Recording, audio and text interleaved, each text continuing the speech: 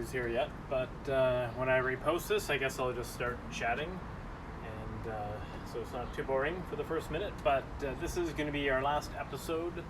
It's 12 weeks, so 12 session home workouts. One was in the squash club. Today is going to be back in my brother's backyard. And next week I'm actually just starting a lot of outdoor training programs. So I have a junior one, three other ones. So it's going to be a lot of training, I feel like, for me as well, doing a lot of the demonstrations and activities with them. So I thought this would be a good time to do the last one. And if you're in London, a member of the London Squash Club, and you want, there's still 2 spots left for the pain and torture for, maybe maybe a kid 14 or 15 and older, or an adult. So let me know. It starts Monday. But today is going to be short and sweet. Something that I like doing, usually the beginning and ending of any training session, is actually just doing some testing to see how much you've improved. I didn't actually do this in the first session, but this is something that I did maybe around the beginning of this whole coronavirus kind of quarantine self-isolation thing. So I'm going to do a couple of simple tests where you have no equipment, you can do anywhere, and you can see how you're getting better or maybe not getting better. Very first exercise we're going to do is just how many push-ups you can do in 1 minute. So I have my laptop out. I don't know if you can see it there. So I have my laptop because I don't have a timer. So that's going to be my timer for the exercises we're going to do today. So that's going to be the first one. So if you're doing this with me, get ready to. You don't need shoes or any equipment, but I'm going to use shoes because I think it'll give me a little bit better grip. And here we go. So I think when I was at the beginning of coronavirus, I had 45 push-ups in a minute. So it doesn't have to be consecutive.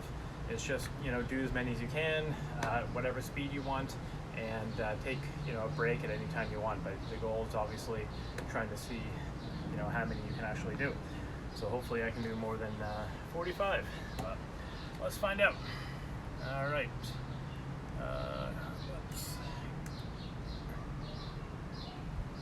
So using a Google timer, so it works okay for me. I'll start 2, 1, go.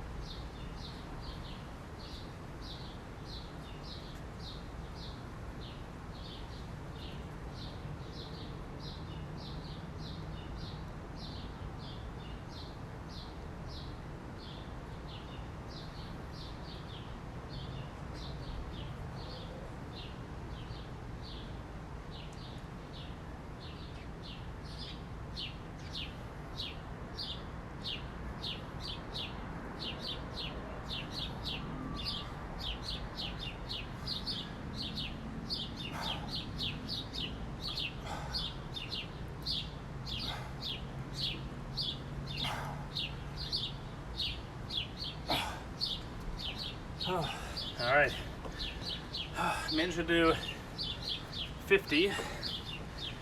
Felt like my form was okay for a bit of it.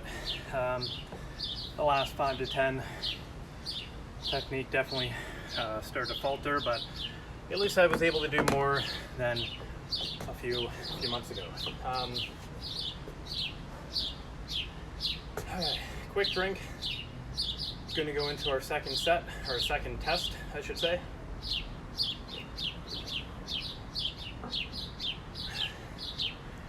Another one, not one of my best exercises, the wall sit. So I have this brick wall. I think you can, maybe you can't see it, but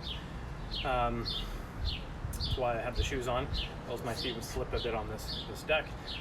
But I'm pretty sure I got to 4 minutes last time, but it was a struggle, and I remember it was just quads were really tight and sore after that. So I'm hoping I can at least get to 4 minutes. Maybe I can beat it a little bit. it's good to kind of have a goal and kind of know. I haven't done a ton of wall sits, but I've done lots of squats and other exercises with kettlebells. So hopefully my quads are going to be strong enough that I can at least maintain that duration. But also it's quite a bit warmer out today, so we'll see how this goes. So I'm going to set up this timer again. Really just need a watch, but haven't got it yet. So if you're going to join me, starting in 3, 2, 1, time. When I'm doing a wall sit, my hands are here, but I'm not actually pushing back to take weight off my legs. Trying to make sure obviously my shoulders back against the wall. Trying to be pretty symmetrical, so I don't have like one foot way further. Trying to have my quads parallel to the floor. They're pretty close to parallel. Obviously if I'm up a little bit higher, it's going to make it a little bit easier, but I'd rather do it with good technique and for less time, and then just trying to do more but in compromising the actual position. So usually I tell kids not to have their hands here, because sometimes I can see their arms are kind of straining. Try to make sure knees aren't collapsing out, and maybe think about having the knees over top of the ankles. It's actually maybe good not to look at the clock, but I kind of want that feedback that I know my goal is 4 minutes. It's like when I used to do the beep test. I knew I was able to get to a certain number, so I think my best was around 14 and a half. So I knew, like, even though I wasn't as fit, I knew that was really my goal and my standard. And sometimes when you kind of know what you're at, you're like, okay, I'm gonna push even though it's so painful, because you know you've done that. And sometimes it gives you a little edge to go that a little bit further. Kind of like beating, maybe someone who you think is a better squash player for the first time, and or just you've beaten somebody before and maybe you're not as prepared or as fit going into that match, but because you've done it, you have a bit more belief you can do it again. So I like, at least for now, knowing if I'm just sitting here wondering, well, how long's it been, then I might be more focused on how tired and sore my quads are during my wall sit. So I don't know, I think it's actually been helpful just talking and distracting myself. But I'm at 2 minutes 20 seconds. When I do wall sits in my workouts, it's usually just a minute, sometimes with a weight or a kettlebell, and just doing it within a circuit. So it's not often that I'll go max length of wall sit, but that'd be fun, something a little bit different than some of the other previous 11 home workouts I've done. So I think if you go back, you could probably take a lot from those sessions, and not have too much repetition, and build yourself a pretty good training program with a lot of the key parts for squash, like core, learning how to squat properly, lunge, different types of lunges, different squats, split squats, side lunges, and then we're going to get to some core stuff after this one. So I'm at 3 minutes and 10 seconds. So definitely gonna get to that 4 minute mark, but the question is, can I get beyond there? Quads are a little shaky, and not comfortable at the moment, but so my conversation might start to slow down a little. See how much your legs shake when you really start to push yourself in this. So I just couldn't make it tomorrow at this time, or at 1 o'clock, so I thought I would at least do it today, this evening, and post it, and you can always do it on your own time later. Okay, 4 minute mark. So everything's gonna be bonus on top of this. It's going to be hard standing up. I've done this one. Let's see if I can make it to 5 minutes.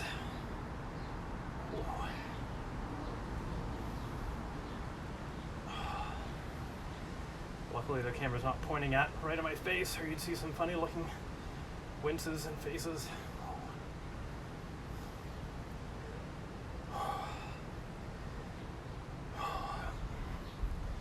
Going for that 5-minute mark. Need 20 seconds. I think this distraction of chatting being live helped a lot, but my legs are tired. Ooh. 10, 9, 5 seconds. Oh. Ooh. Oh. Oh. Okay. Well, that's the longest wall sit I've done. Ooh. Shake out those quads a bit. Oh. I remember I coached a kid who I can't remember what grade at the time, maybe 11. I don't think he'll probably ever watch this, but good golfer.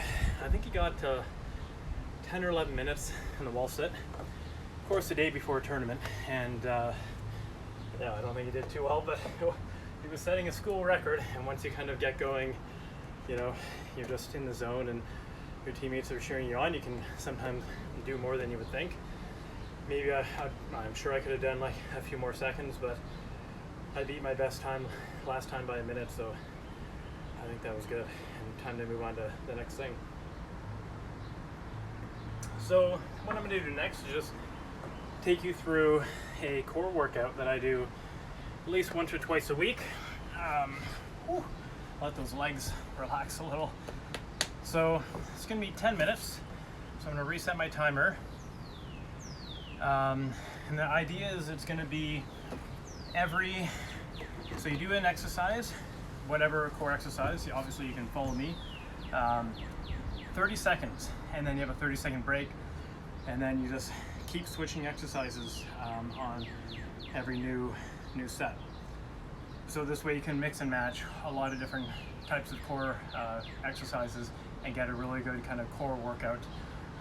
So I haven't even planned them ahead of time. I'll just kind of go and then mix around, and I have 30 seconds to think about that next one. So you can do the same ones, you can do your own, you can do the exact same thing, but I think it's more fun to mix it around. So let's say for the first one to warm up, what I'm going to start with is just purely a few crunches.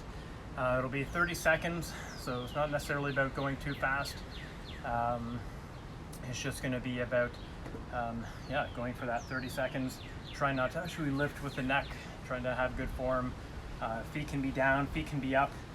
My legs might be too tired to be up, but so 3, 2, 1, so 30 seconds. Just high enough to get the shoulders off the floor.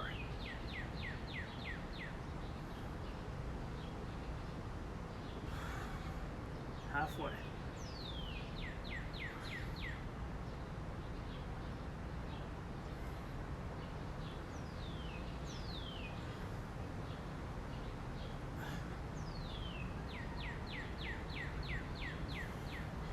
Done.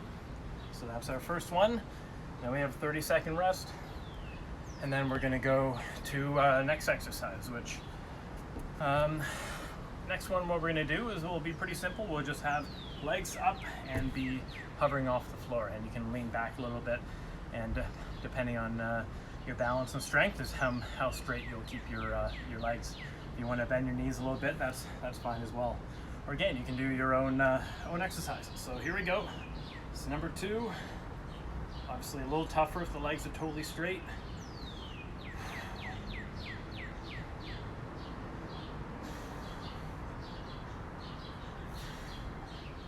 Halfway.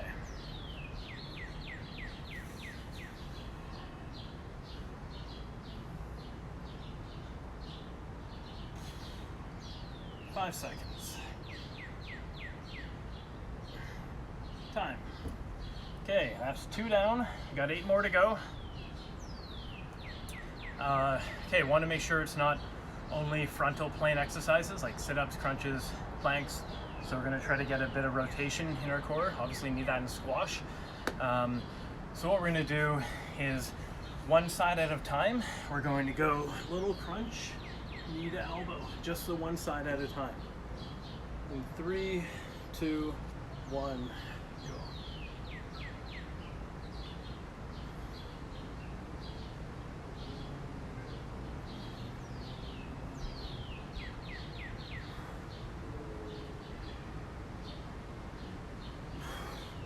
Halfway.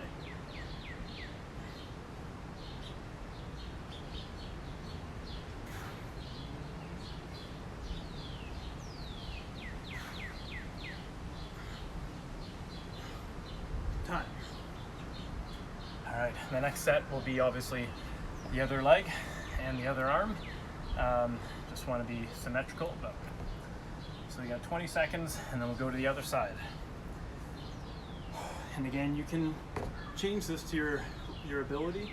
So you can do 20 seconds on, 40 off, or 40 on, 20 off. But I've been usually doing 30-30 for a while, so I could probably up it sometime soon. So 3, 2, 1, switch. Make sure it's the other side. Elbow to knee.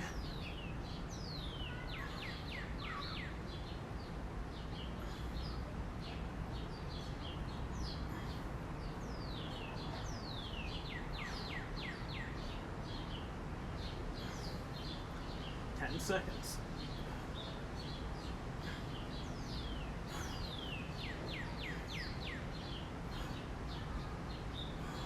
Time. All right.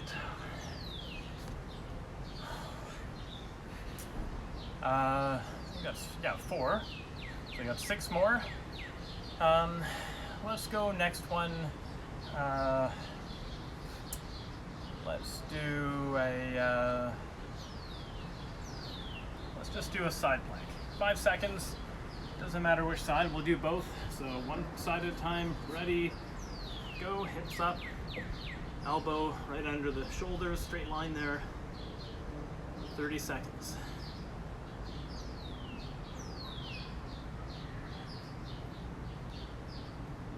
If you're joining a little bit late, then this is episode 12, home workouts. The last one, unfortunately, but they're all on YouTube. Most of them are on Lunge Squash Instagram. 3, 2, 1, time.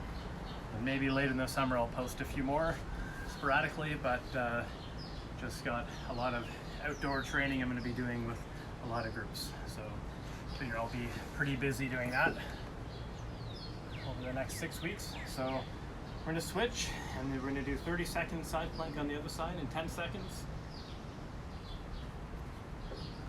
Should have worn a new Cirrus squash shirt today. Just got them 2 days ago. Here we go.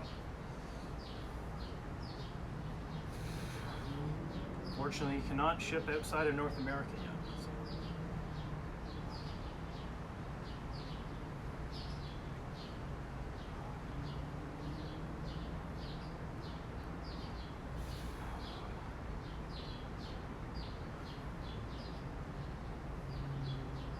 5 seconds. Time. All right.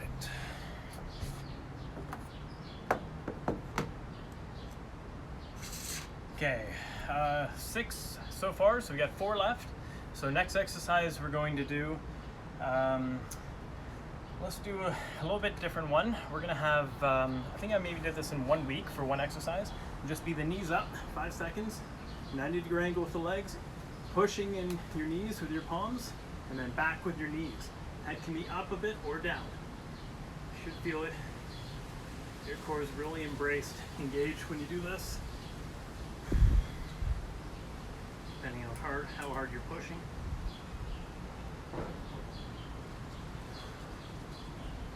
Ten seconds.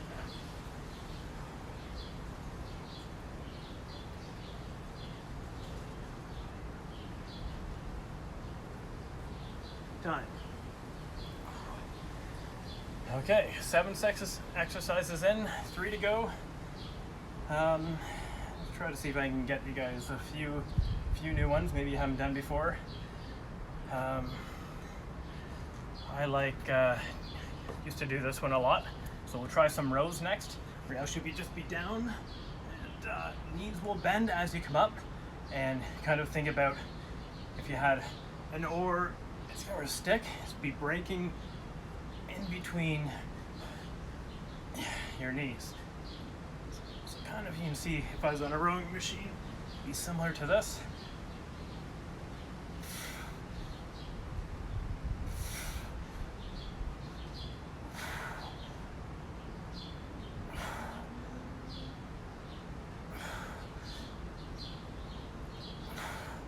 One more time. All right, we got 2 left. Let's go with this one's core, but it's also quite a bit more about balance.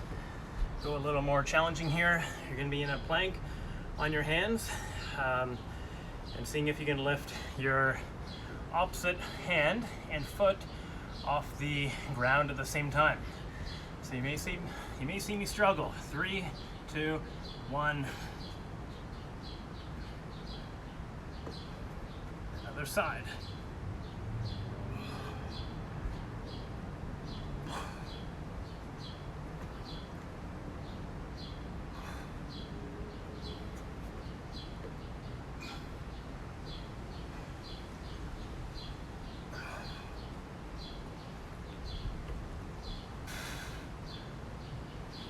One more. Oh, not too bad. It's a tough one. Okay, last one.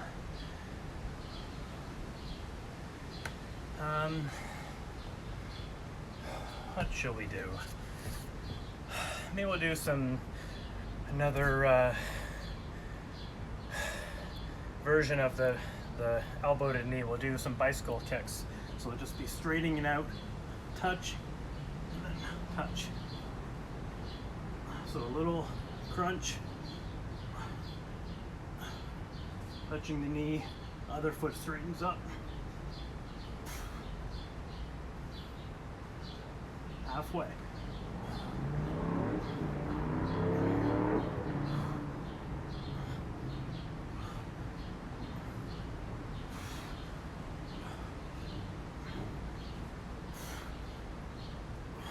Done. Whew. Okay, so that is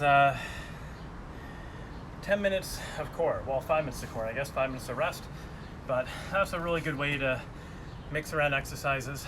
If you can't think of something to do, just go to some kind of plank, or crunch, but there's tons of different core exercises you can do without any equipment, and yeah, I find that one pretty enjoyable. If you have that a little bit of rest, you can kind of do quite a few sets or minutes of core, and that's something, yeah, I think should be doing probably at least 3-4 times a week. So if you missed it, we started off with how many push-ups you could do in a minute. I did 50, and pre-COVID, just the start of it, I guess I did 45, so got better. Wall sit, I was 4 minutes before, and this time I did 5 minutes.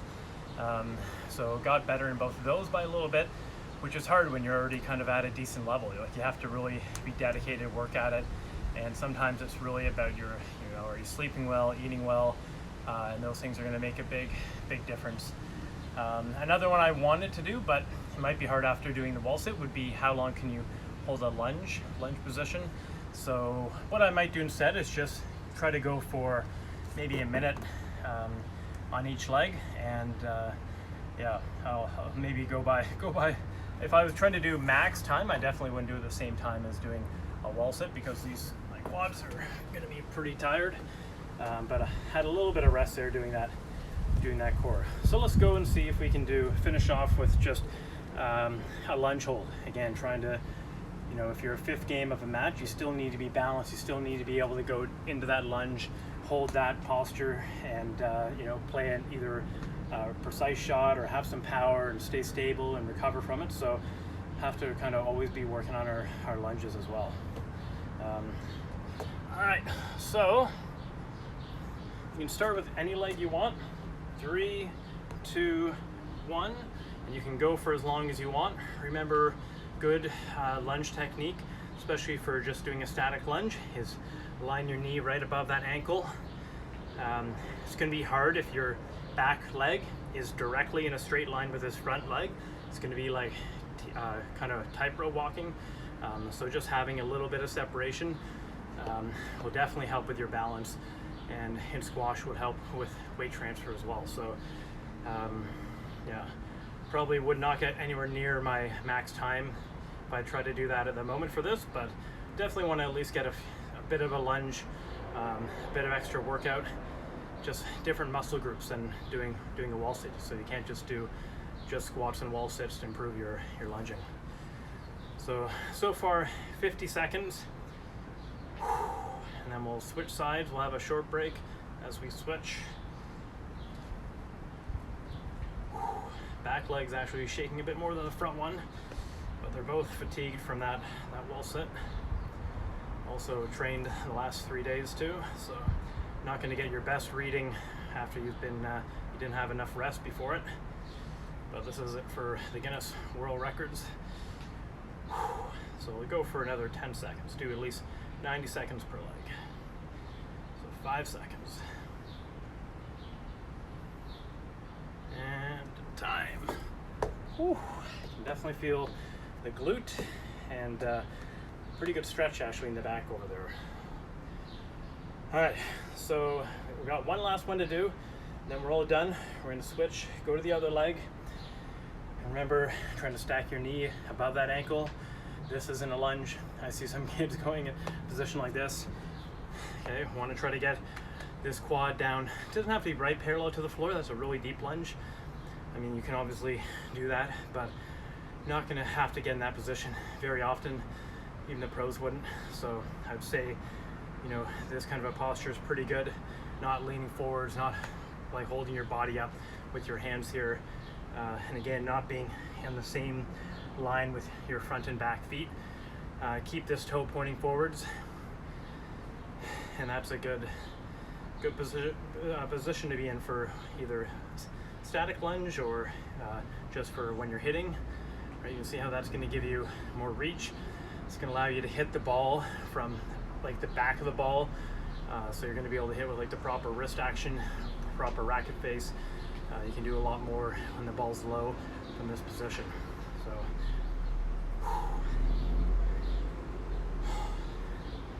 we're almost done. 30 seconds left, and then if you missed it, I guess I'll repost this on London Squash, and then I'll put it on Serious Squash on YouTube, and you can find it. There's 12. This will be the 12th workout, and you can go back and find it later on in there. And I know I don't usually do the stretching part after live on here, but I usually go through, do some rolling, some stretching as well, especially if you're training a few days in a row. And 90 seconds. So that was a lot easier on that side for me. Glutes not as tired, quads not as tired, even after doing that wall sit. So this is my right leg. I think it looks like my left leg because the camera's reversed, but just when you're right arm dominant, you're gonna be right leg dominant too. So that's why it's so important to do as a squash player unilateral training, and making sure you can, you know, get your left side stronger, not just so you can be a better, well-rounded athlete, but as I tell a lot of the kids I coach, like you want to be able to go for a jog, something like that, and not hurt your knee. Just jogging 5K, you don't want to have a weird limp in your walk just because you're so overdeveloped. You can get injured a lot more. So definitely making the time to train one side at a time, like lunges, split squat. What else have we done? We did some, doing like one arm planks or side planks. Anything you're doing with a kettlebell, you're using one arm at a time, like one arm swings, one arm like deadlifts or squats. So lots of different ones you can do that'll actually benefit you a lot more for squash, make you a better athlete. And yeah, so hope you enjoyed last episode number 12. And if you're in London, you're a member of the club, then come join me in the park. Send me an email and I'll get you signed up for the pain and torture, and we'll see how you do. And if you beat my push-up record or my wall sit, then let me know. And kudos if you did. So I hope you enjoyed these sessions, gave you something to focus on during the pandemic, and hopefully it'll help your squash game if you did get to do some of these sessions. So until next time, I'll read these messages and then tune out, because I actually can't after I hit close. So well done, somebody. Thank you.